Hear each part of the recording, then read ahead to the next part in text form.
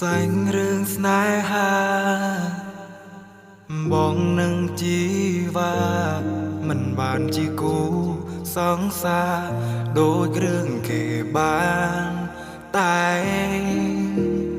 ត្រឹមលះអារម្មណ៍សំងំម្នាក់ឯងបងយំម្នាក់ឯងបងគិតម្នាក់ឯងដោយរឿងនេះទីបងយំព្រោះតែរូបមុំមិនអាចបងខំមកស្រឡាញ់បងទេបងឈឺពេលដែលបានលឺដូចមានជំងឺរស់នៅឯកាអ្នកណាផ្ដើមរឿងនេះអ្នកណាអ្នកដឹងឮសាញ់រឿងខ្ញុំអ្នកឈឺរស់នៅបឹងអាថ្មអ្នកណាអ្នកនេះពុនឲ្យបែកបាក់ស្នេហា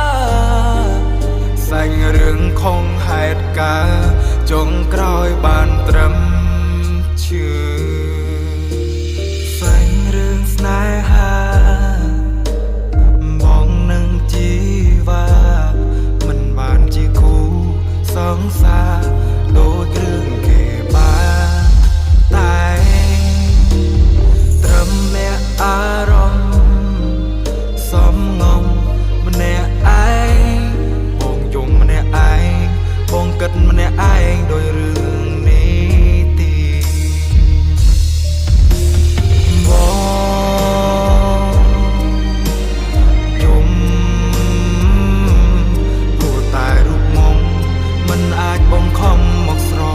ឡាញ់បងទេបង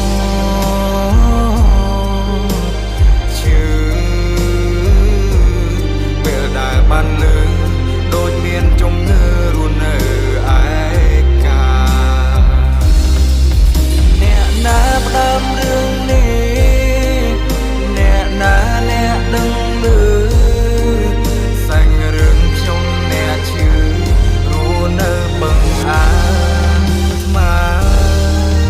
អ្នកណាអ្នកនេះពុនឲ្យបែកបាក់ស្នេហាសាញ់រឿងខុងហេតុការចុងក្រោយបានត្រឹមឈឺរឿងបានចប់ហើយអោទេវតាអើយតើឲ្យខ្ញុំត្រូវរស់បែបណាតើឲ្យខ្ញុំត្រូវរស់បែប